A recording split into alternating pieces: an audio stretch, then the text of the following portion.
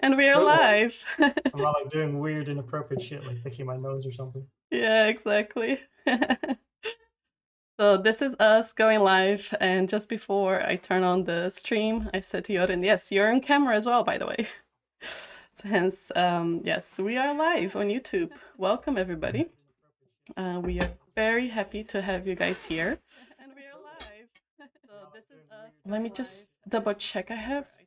Oh yes, I have too many tabs open and I can hear myself in all the tabs. So luckily I just fixed that. Right, hopefully everything is set up well and everybody can hear us nicely. Yes, we have some people saying hello on the chat, great. This is our designing code session. It's not a session official that we've made yet in DevReds or Backlight, but we were really excited about an open source project that we made. And we wanted to share a live demo with you. Hence, we decided, why not live stream it on YouTube? So welcome, thank you for being here. First, I want to give you guys some context. And by the way, this is me, Thais. I'm a design lead at DevRights, and with me is Joren. He's our front-end developer. Joren, can you say hi? Hello. He will tell you a bit more about what we're working on, but first I want to give you a quick introduction. So this is our Style-Dictionary in Figma integration. Let's put it that way. So how we are bringing together the design tokens from style dictionaries into Figma via the Figma Tokens plugin. So a little background on this is, well, what are the design tokens? If you work with design system, you're probably very familiar with it. And here's a definition from the W3C community group, in which they say, design tokens are technology-agnostic methodology, architecture, and process for scaling design across tools, devices, and platform. So basically, design tokens are being set as the new standard, especially when working with design systems. But I would say, overall, even on the front-end industry, we're moving towards that direction. And we can define it as the basic brand definitions, like the color, typography, spacing, and many other definitions, or design decisions, as the global pieces of information that should be defined in one place and translated to different applications where it's needed. So we start going closer to a single source of truth. So if we look at the parts of a design system, we're not going to get into much detail on that, but we know that there are the brand guidelines, the tokens, components, patterns, documentation. All these make what we know as design system. And today we'll be focusing on the tokens, and we'll be exploring with this transformer. So the challenges that we saw, and the reason why we wanted to make a transformer like this is, well, we come from a perspective in which code comes first. So engineers in general, and this is my opinion, they should start the design system with the tokens approach. I think this is the future. And to make this happen, it's possible that they will start it before there is even a designer involved in the process of outlining these tokens. And that was the reality when I joined DevRights. We are working with a lot of design systems, and they already had the tokens in place. So how can I get those tokens in my tools that I use? Well, another challenge is the fact that these tokens, they are made in a generic format. So like a JSON file, and the engineers, like Joren, he needs to use something like Style-Dictionary to translate to the right format that eventually will be used in the apps. So that could be CSS variables, JS variables, or even for those working with iOS and Android in one global design system, then you probably need the tokens transformed for those platforms as well. And of course, we also have, or the biggest challenge of all, and the reason why we're all here today, the struggle that we have transforming it to Figma. So you have a beautiful JSON file that your developer already worked on. So how can you bring that to Figma in an automated way? It's currently a manual process. And if a designer wants to use the same tokens that already exist in development, yeah, you're going to struggle a little bit. You're going to have to do it by hand. So we bring to you a solution in a live demo. We're trying to piece it all together, where we bring the code, these translations that Style-Dictionary does, and the design tools.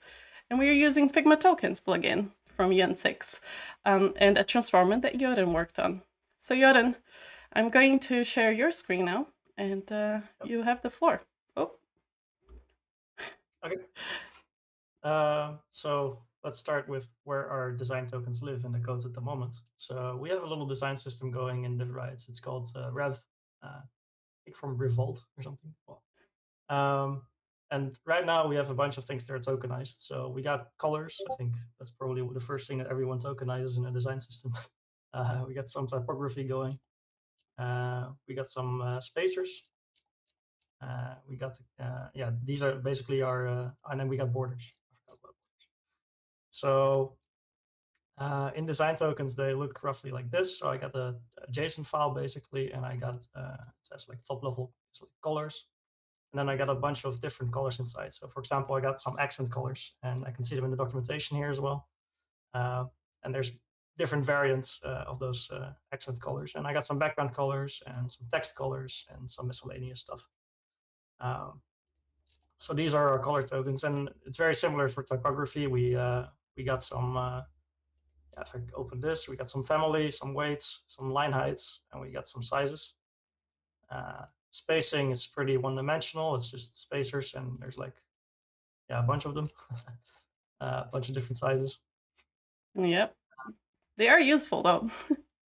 Yeah, right. And then for border, we have at the moment just radius, so, or radii.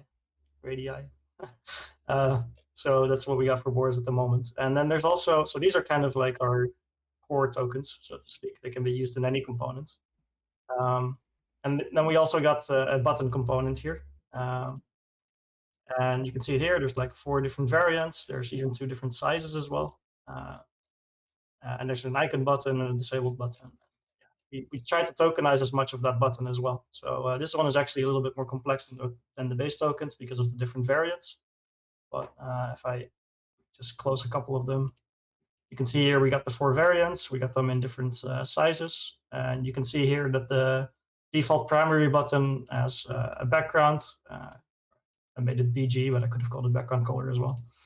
Some padding, horizontal and vertical direction, some border. There's a content in the button that has some font properties. And there's a color of the text in the button. And they're all reusing these core tokens. So you can see here that they're using the typography tokens, the border tokens, the spacing, and the color tokens. So a lot of reuse already going on just for one component and for base tokens. And basically, this is the tokens in there. This is basically the source of truth for the design tokens. They live in a JSON format.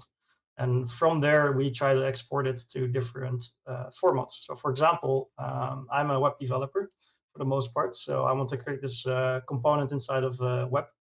And I'm using a little framework called lit, and that one uses CSS literals. So what I want is I want my colors, for example, let's use colors.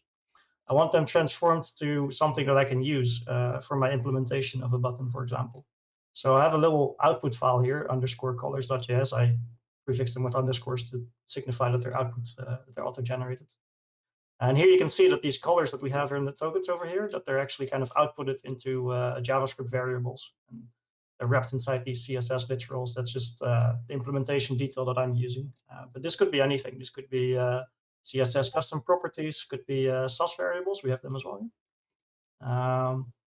Yeah, whatever you like, basically. It just depends on whether you can configure Style-Dictionary to export it to this. So if you want to export to something like mobile, like Android or iOS, there's also formatters for those. You can do everything with Style-Dictionary in terms of like transforming these tokens to something that you can use. Our design system at the moment lives in this thing called Backlight. For those who are unfamiliar with Backlight, it's a kind of a platform for building design systems, and it has built-in integration with Style-Dictionary.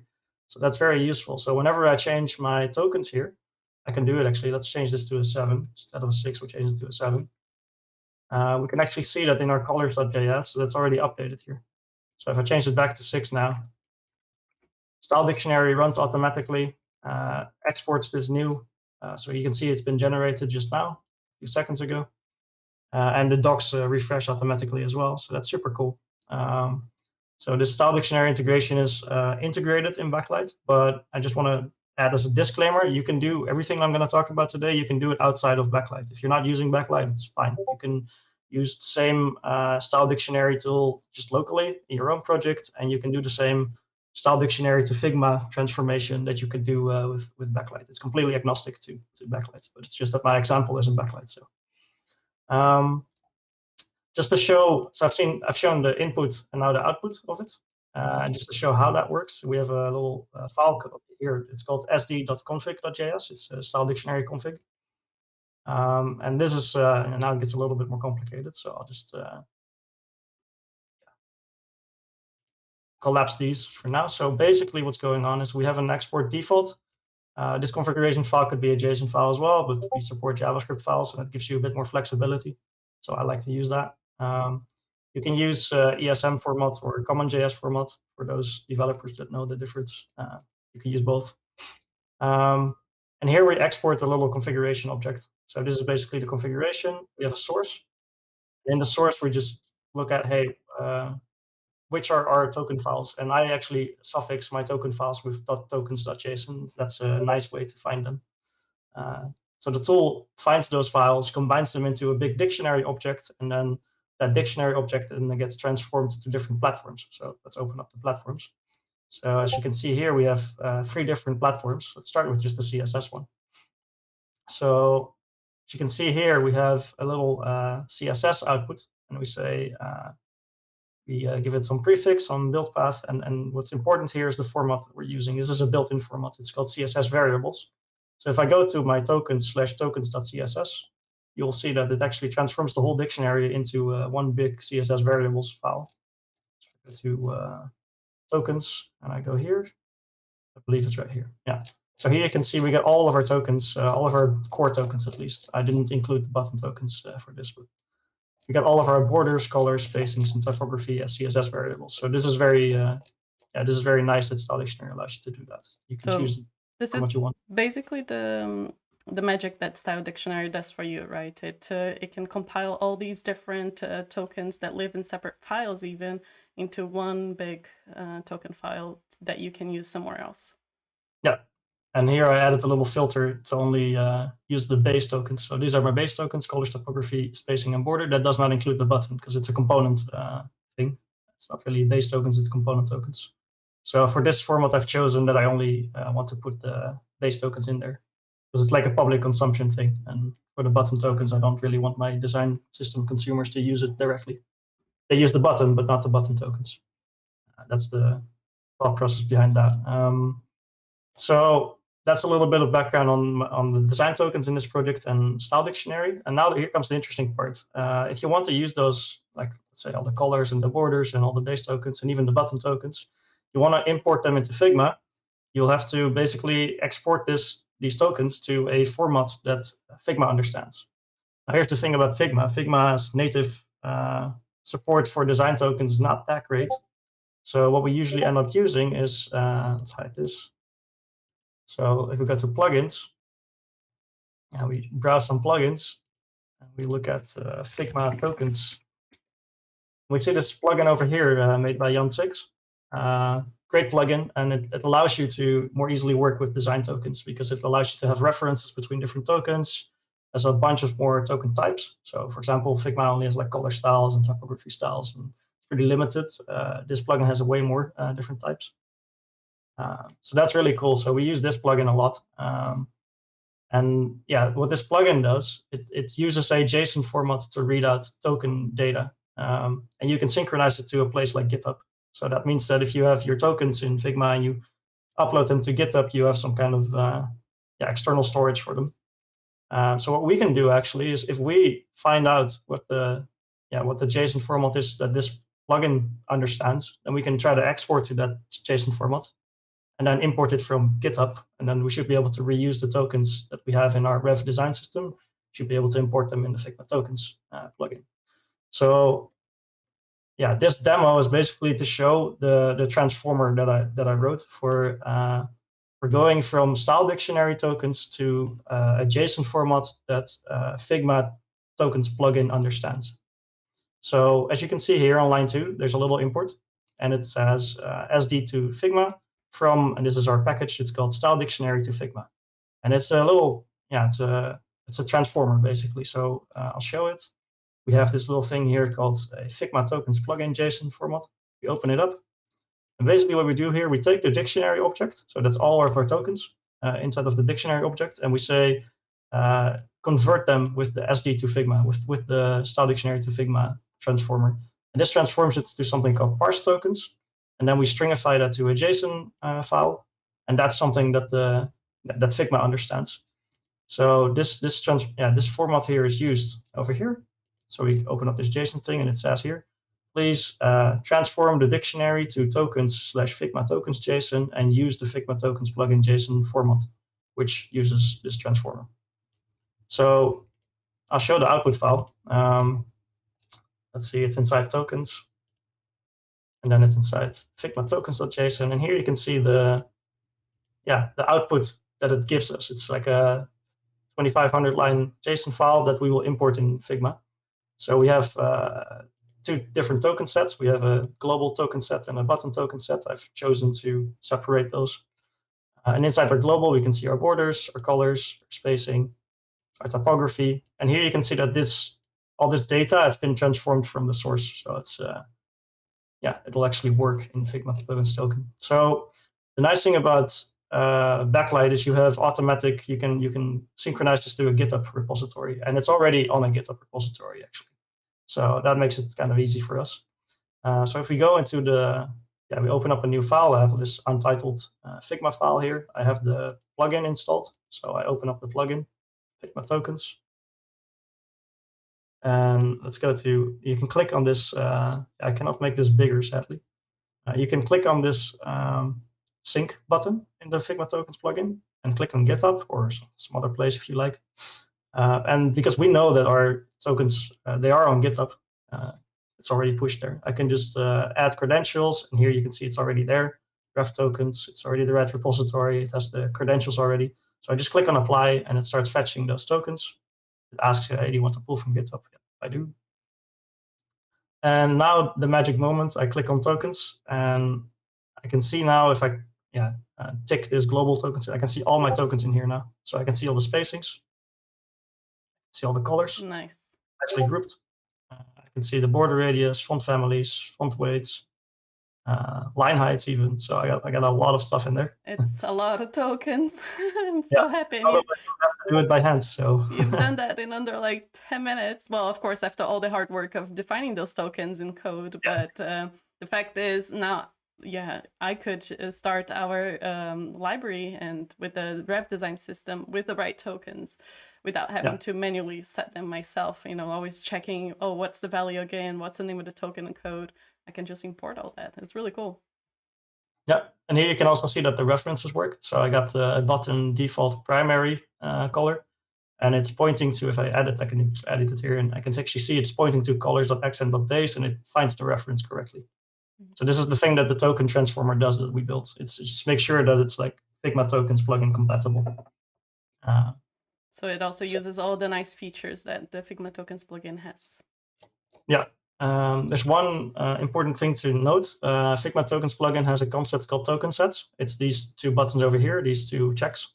You can use it for theming. You can use that for grouping tokens together. It's kind of like open to what you can do with it. There's a lot of things you can do with it, but it's kind of important actually that you, if I go back to the token files, so let's go to colors, for example. It's a good idea to, this is a little metadata that I added to my token source, just so that the transformer understands under which token set to place this. So what it does, everything that's inside of this object will be placed under a global token set. So in typography, it's the same thing. I also mark that as a global token set. So this is a little special thing that you need. That's basically the only thing. So it's always a good idea in any of these token files to mark them with a token set. If you don't mark them with a token set, it will use the upper property for it. So if I didn't put this here, it will think, oh, I need to put it in a spacing token set, and then the references will start breaking. Okay. Because then this is no longer the top level property because it's the token set property. So that's a good idea to mark your files with the token set But also an overall good approach to just keeping stuff organized, right? Yeah, Especially the more we go towards a design system or even a front-end development that is token-based, the more the tokens, the token amount will grow, right? We'll start having tokens over tokens over tokens. So you're probably better off organizing it in sets. yeah, yeah, definitely.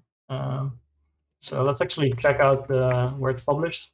So it has a little bit more information there as well. So if you want to look for it, just write /Style-Dictionary Figma. We also have the link in the description of the video. So yeah, people Ah, can great. directly access it there.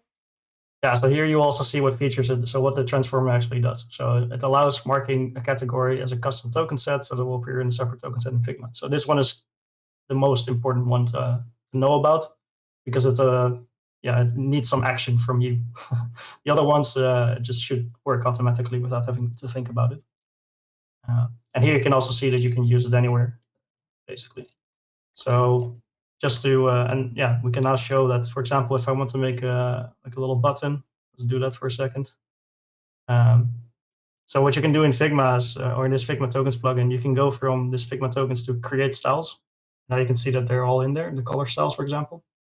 I can click this button. I can say, hey, I want this button to be, well, this one. It's actually funny. We have a button. So You I have should a use button that. token. You probably want to assign that button token in there, huh? Yeah, so I should also create styles for this button token. Where's my, If I'm not mistaken, yeah, this is there. going to be created there. And then for like the stroke, if I want to give it a stroke, I don't think this button has a stroke, but let's just act like it does. Let's just make it. Let's just use this one for the stroke for now. So we can click on this, and then we can go.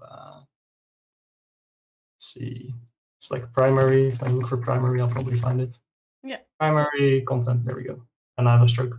So the nice thing is now, if my developer or me or whatever, we change the token values in here, and we push that to GitHub, we can only have to just pull from GitHub over here, and it will synchronize everything, and our little button over here should get synchronized automatically as well. So that's very nice. Important to note is right now the synchronization is basically one-way traffic thing. So just to explain that for a bit, like we have our source of truth basically are these tokens.json files. These token.json files are then exported to a different JSON file. And it's kind of important. This is not the, so if I go to the, it's this file, where is it? Tokens. Yeah, tokens, and then Figma tokens.json. This is actually, oh, that's my doorbell. That's my food. Be right back. Go for it. So Yoden was also ordering his dinner just now, and yeah, the delivery arrived. But I can continue to tell you about this. Basically, one of the questions that come from my side is, well, what if me as a designer and I want to change the token inside Figma? Would that be possible with this transformer and integration? And the short answer is not really. And that's where Joran is going to explain to us the rationale behind where should the source of truth live, and how much would you allow it, one party or another, to change it. Right.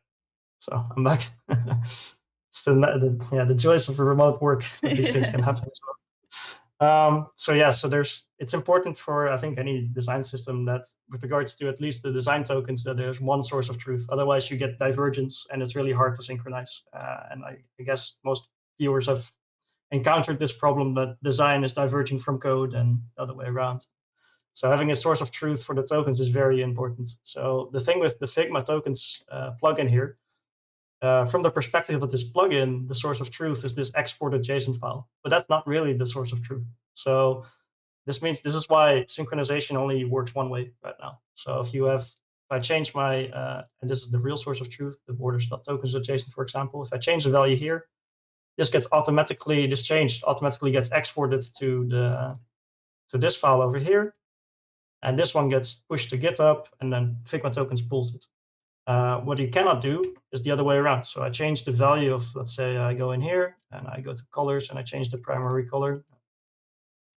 I change this token and I say, oh no, I need to go to the global one. Let's say I change the color over here and I say it's going to be green now. It works in Figma now, and it's kind of persisted in Figma, but I cannot push this change easily. I can push it to GitHub, but that doesn't mean that the change is persisted in the source of truth. Because if I push this to GitHub, it's going to be in this JSON file over here, the Figma tokens.json. But this is just an export of the real source of truth. So there's the problem. So that synchronization the other way is a bit difficult. It is on my agenda to make that work, but it will be, yeah, that synchronization going back, that will be a backlight only feature, because it's really hard to control, yeah, to go from this export back to to the original source. That only works, technically speaking, if I have control over the source of truth, which I do in backlight, but outside of backlight, I don't control that. So, Right. uh, And you mentioned it that so nobody's really locked into backlight for the use of this transformer. mhm. So basically the process for anybody working with front end is we would assume that they have their tokens written in a JSON format, and then they already have a style dictionary set up for themselves to transform this. Yeah, shall I show that one, the one without I using think backlight? you can show it quickly. So I have a little test project set up over here in VS Studio Code. It's a very simple project. It's just I got a button over here and color. So it's even more simple than Rev. I have only color tokens and button. So I've opened up this color tokens.json. You can see I have, yeah, I actually divide them into core tokens and semantic tokens. It's something that I read into in an article recently, and I thought that's a good idea. Uh, so I call this token set also set core. That's probably an undocumented thing that you need to know about. This token set name cannot be the same as the upper, so I cannot make it core because then it will squash them in the same property. Okay. So this needs to be a different name than the property above it. The I should caveats document of that. the Yeah, details. I should. I found this out today as well. So, and here you can see inside the color, there's like a primary color, and it has a base, a light, and a dark variant. And there's a secondary color, which is like an orange, I think. It's also a base, a light, and a dark. And then I have a dark color and a light color, which are just my gray tints. And then I have some semantic colors. I got an error, success, and an info color. I don't do warnings, I guess. And you can see I also mark this as a set semantic so that they go into my semantic token set in Figma. Yeah. And these go into the core. And then there's my button, which is it's a pretty simple button. It has only a primary and outline variant. You can see I put it in set button token set. Yeah. So here it has some background. It uses the primary color for the background. It has some padding. These are not tokenized in this instance, but yeah, so they're just hard coded in here. And here you can see I use some the light variant for the hover, and yeah. So basically, these are my tokens. Very simple, just 2 token files. I have like a little dependency here on these 2 things. So Style-Dictionary, I install Style-Dictionary. I install Style-Dictionary to Figma, which is the transformer that we built. So those are the only 2 things that you need, basically, are those 2 things. And I have a little build script, so I can run Style-Dictionary. And here's my config. As you can see, this is CommonJS format, not ESM format. And that's important because Style-Dictionary is CommonJS. So. And here you can see I split up between core and semantic tokens and component tokens. And yeah, basically just a very similar setup.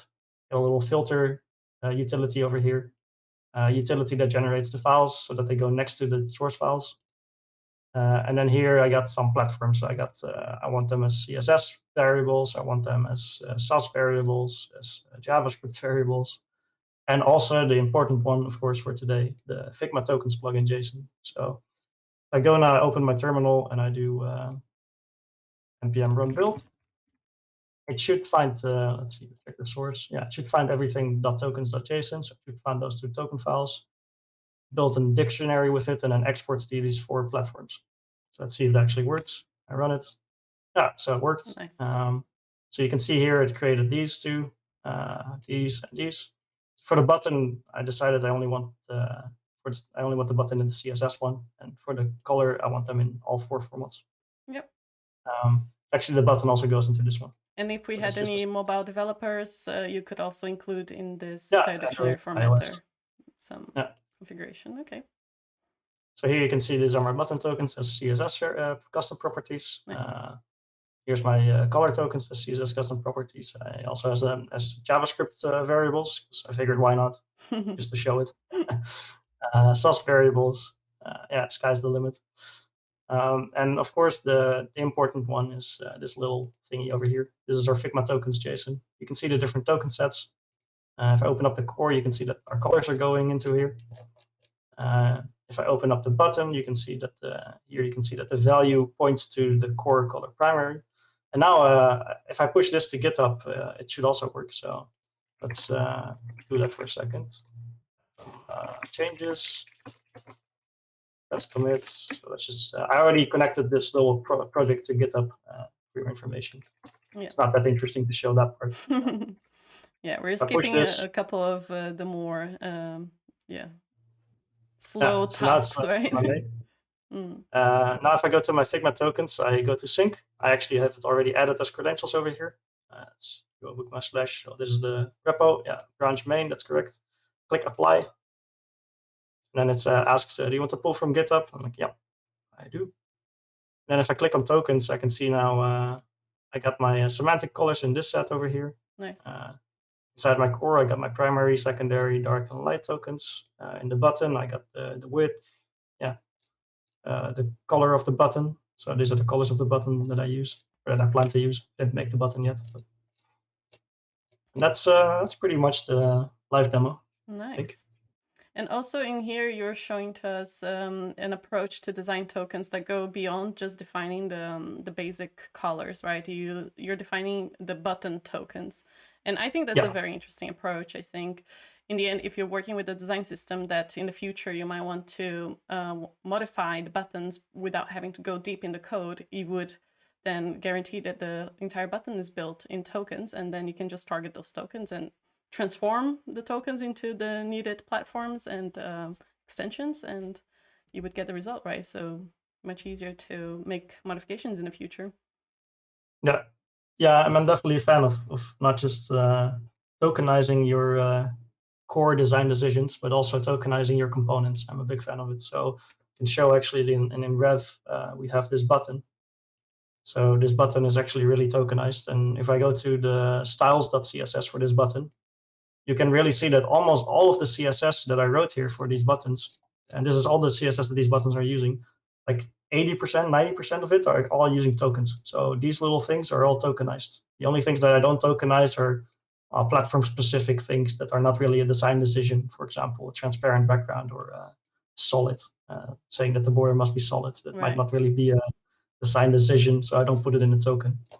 But other than that, or like here, pointer events for a disabled button to set it to none, I guess, yeah, it's not really a design decision. So would you say that when a design system is built with design tokens like this so extensively that it's more future-proof?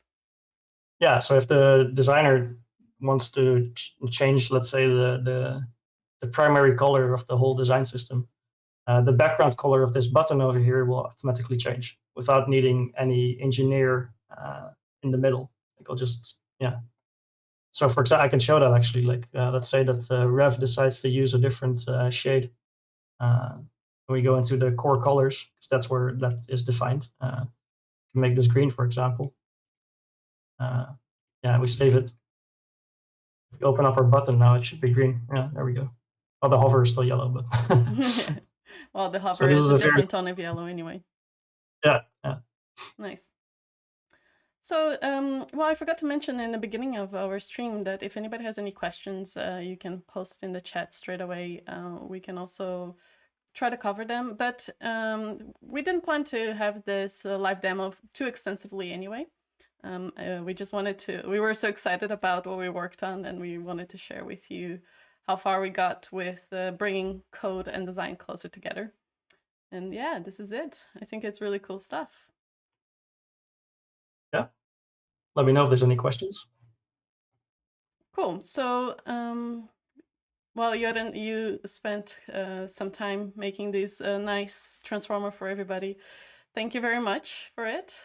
I actually wanted to share with the guys on the stream here the link. It's in the description on YouTube of the open source of this token transformer open source. Sorry. So it's what we used in this demo. We also have the link to Backlight and as the design system platform that we started our demo with. This is the product that we're working on. Feel free to test it or reach out to us to get to know more about the platform. And of course, the Figma token plugin by Jan Six. Don't hesitate and go and download that on Figma straight away. It's really useful, really nice to work with. And you can experiment now with your developer's style dictionary setup. And one more thing I wanted to add is actually we have Jan is going to take part on a, oh, there we go. It's taking a bit of time to load the image. Jan is going to bring some more updates on the plugin during a conference that is happening in May 23rd to 25th, the Future of Design Systems. So he's gonna tell us about what's next in the Figma tokens and what's still to come. So I'm really much looking forward to that one. I'll be hosting that conference. It's part of an initiative I have with my friend Sylvia. So that will be exciting things to see. And actually, this is how I came across Jan's plugin the first time. It was when he gave us a demo during our first conference. Really cool stuff. So far, I don't see any questions. I think this was a pretty comprehensive demo. Jordan, thank you so much. Oh, one more thing. If like I think I already mentioned it, but like if you're using Backlight or you want to use it, and for example, you want that synchronized back from so that the designer can make a design decision in Figma, and that synchronizes to Backlight, to the source of truth. That's on my basically backlog. Doesn't have super high priority, but if I get more people asking like, yeah, we really want that, then maybe I can give it a bit more priority. Cool. Well, thanks a lot, Jordan, for your time. I think this was a very nice stream. I hope my colleague Matthias is proud of me because it's the first time I'm hosting the stream by myself. Like he's usually the host in these things. And I was really lucky because the entire OBS setup is from him. So it was really easy to put it all together with all these transitions and animations. Yeah, so I feel like a DJ over here. Nice. Cool. Thanks a lot. Thanks everybody for joining, and we'll see you around. All right.